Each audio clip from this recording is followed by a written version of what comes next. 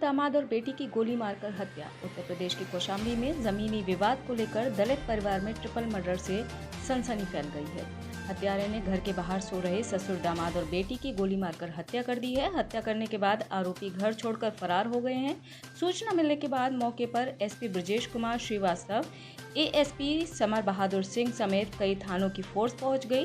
Police ने शव को कब्जे में लेने की कोशिश की तो पीड़ित परिजनों ने हंगामा करना शुरू कर दिया। हालांकि पुलिस ने समझाकर लोगों को शांत कर दिया और तीनों के शवों को कब्जे में लेकर पोस्टमार्टम के लिए भेज दिया।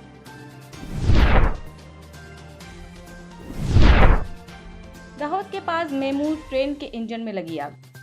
गुजरात में दाहोद के पास दाहोद आनंद मेमू ट्रेन के इंजन में आग लग गई। मेमू ट्रेन में उस वक्त भगदड़ मच गई जब अचानक आग लग गई। अज्ञात कारणों से ट्रेन के इंजन और अगले कोच में आग लग गई। आग लगने की घटना के बाद रेलवे के अधिकारियों और दमकल की टीम मौके पर पहुंची और आग पर काबू पाने का काम किया। यात्रियों को ट्रेन से सुरक्षित उतर जाने से कोई हताहत नहीं हुआ। आग का कारण जांच के बाद पता चलेगा। रामचरितमानस को पोटेशियम साइनाइड बताने पर बवाल। बिहार के शिक्षा मंत्री चंद्रशेखर ने धार्मिक ग्रंथ रामचरितमानस पर एक बार फिर से विवादित बयान दिया है। चंद्रशेखर ने एक कार्यक्रम के दौरान कहा कि रामचरितमानस में उल्लेख किए गए कुछ कंटेंट पोटेशियम साइनाइड के बराबर हैं। उन्होंने यहां तक कह दिया कि जब तक इसमें पोटेशियम साइनाइड रहेगा तब तक मैं विरोध करूंगा। इस बयान को लेकर कांग्रेस नेता आचार्य प्रमोद कृष्णम ने चंद्रशेखर पर हमला बोला है।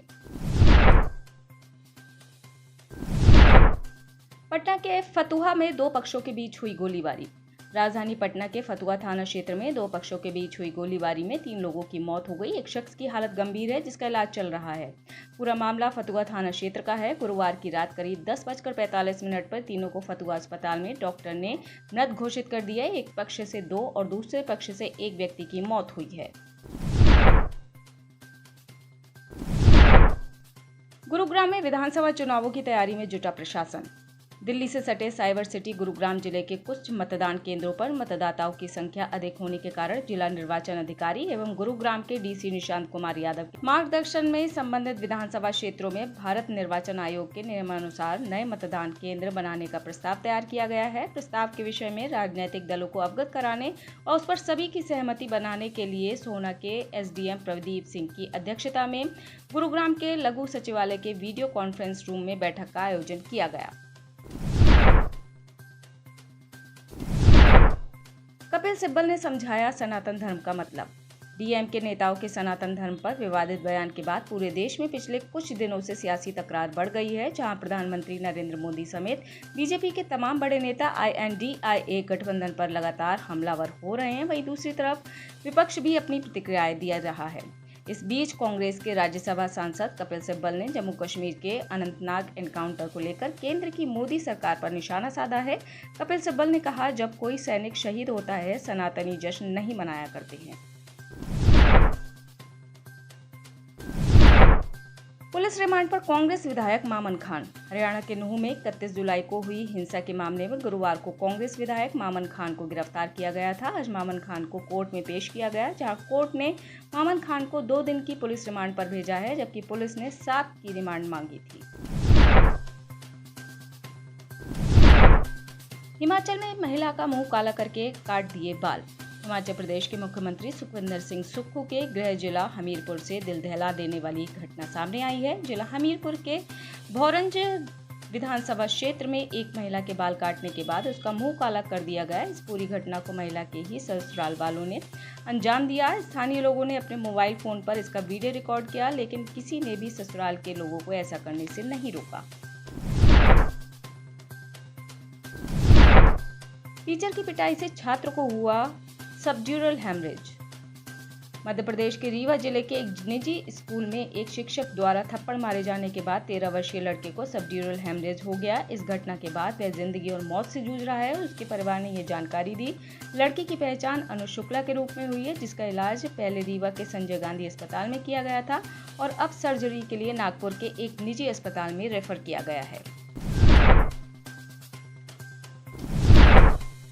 तिजारा में मुस्लिम युवक की पीट कर हत्या। मामला अलवर जिले के तिजारा थाना क्षेत्र के मेहराणा गांव का है। जहां 27 अगस्त को दो समुदाय के बीच हुए झगड़े के मामले को लेकर रंजिशवश 8 सितंबर को विशेष समुदाय के एक 22 वर्षीय युवक का अपहरण कर उसके साथ मारपीट की गई। उसके बाद उसे गंभीर हालत में अलवर और वहां से जयपुर रेफर किया गया, जहां उसकी इलाज के दौरान मौत हो गई। जयपुर पहुंचे में मुस्लिम समाज के नेता और ग्रामीणों सहित परिजनों ने प्रदर्शन किया।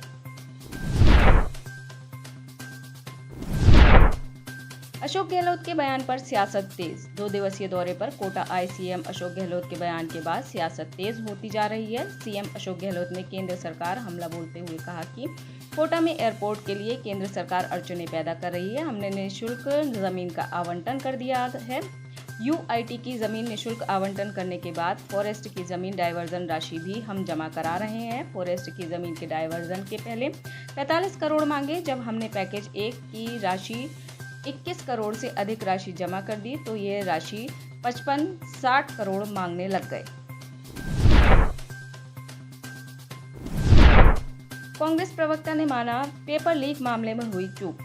राजस्थान विधानसभा चुनाव से पहले सभी राजनीतिक पार्टियों के शीर्ष नेता लगातार प्रदेश के अलग अलग जेलों का दौरा कर प्रचार प्रसार कर रहे हैं। कांग्रेस के राष्ट्रीय प्रवक्ता आलोक शर्मा उदयपुर पहुंचे। उन्होंने इस दौरान मीडिया से रूबरू होकर केंद्र और राज्य सरकार के मुद्दों पर प्रतिक्रिया व्यक्त की। बातचीत में राजस्थान पेपर लीक मामले सरकार की नाकामी की बात स्वीकार करते हुए उन्होंने कहा कि कहीं न कहीं सरकार से चूक हुई है।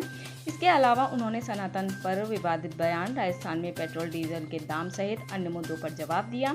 आलोक शर्मा ने प्रदेश की गहलोत सरकार की उपलब्धियां गिनाते हुए केंद्र सरकार पर जमकर हमला बोला।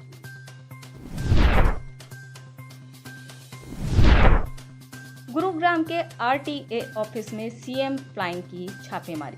हरियाणा के गुरुग्राम के क्षेत्रीय परिवहन प्राधिकरण यानी आरटीए विभाग में वाहनों का रजिस्ट्रेशन, परमिट और एनओसी देने के नाम पर अवैध वसूली का बड़ा खेल चल रहा था। आरटीए में तैनात कर्मचारी और अधिकारी ही दलालों के माध्यम से फाइलें पास करवाने के नाम पर इस खेल को अंजाम दे रहे थे। बीते कई सालों से प्राधिकरण में चल रहे इस वसूली के खेल को सीएम फ्लाइंग स्क्वाड की टीम ने पर्दाफाश करते हुए 3 दलालों को गिरफ्तार कर लिया और अब पुलिस उन्हें 3 दिन के रिमांड पर लेकर पूछताछ कर रही है। एसपी नरेंद्र विजारनिया ने किया बड़ा खुलासा। हरियाणा के नूंह में 31 जुलाई को हुई हिंसा को लेकर जांच लगातार जारी है। हिंसा के आरोपियों पर पुलिस का शिकंजा लगातार कसता जा रहा है। जैसे जैसे जांच आगे बढ़ रही है, कई बड़े खुलासे हो रहे हैं। नूंह जिले के एसपी नरेंद्र विजारनिया ने शुक्रवार को जानकारी देते हुए बताया कि हिंसा के आरोप में अब तक 60 लोगों पर एफआईआर दर्ज की गई है। इसके साथ 330 लोगों को गिरफ्तार भी किया गया है। इसके साथ ही उन्होंने नूंह हिंसा का पाकिस्तान से कनेक्शन होने की बात कही है। सनातन विवाद के बीच बाबा रामदेव की प्रतिक्रिया। तमिलनाडु के मंत्री उदयनिधि स्टालिन की टिप्पणी के बाद सनातन धर्म पर कई बयान सामने आ रहे हैं। इसी बीच अब योग गुरु बाबा रामदेव ने भी सनातन धर्म पर अपनी प्रतिक्रिया दी है। स्वामी रामदेव ने साफ तौर पर कहा है कि जो लोग सनातन को बदनाम करने में लगे हुए हैं, 2024 में उनका मोक्ष होने वाला है। इसके साथ ही बाबा रामदेव ने कहा कि काशी अपने आप में दिव्य तो था ही, पीएम नरेंद्र मोदी ने काशी को भव्यता प्रदान की है।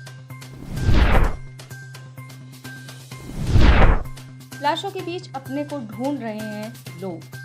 लीबिया अपने इतिहास में सबसे भयावह बाढ़ का सामना कर रहा है। यहाँ डेनियल तूफान और बाढ़ ने भयंकर तबाही मचाई है। आलम यह है कि बाढ़ के कारण लीबिया के डेरना शहर का लगभग 1/4 हिस्सा बह गया है।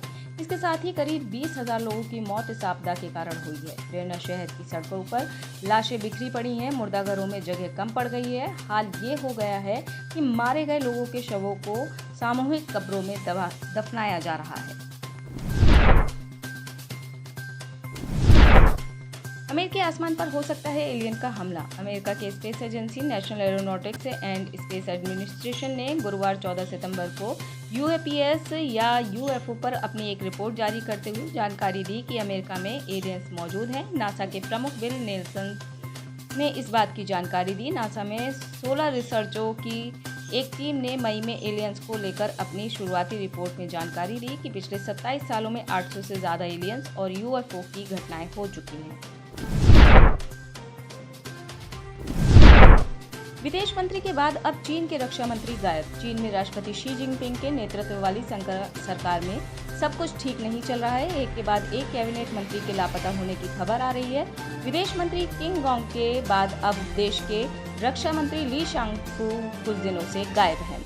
उन्हें पिछले 2 हफ्तों से सार्वजनिक तौर पर नहीं देखा गया है। कुछ इसी तरह चीन के विदेश मंत्री रहे किम गोंग के साथ हुआ था, जो कई दिनों तक गायब रहे और बाद में उन्हें पद से ही हटा दिया गया।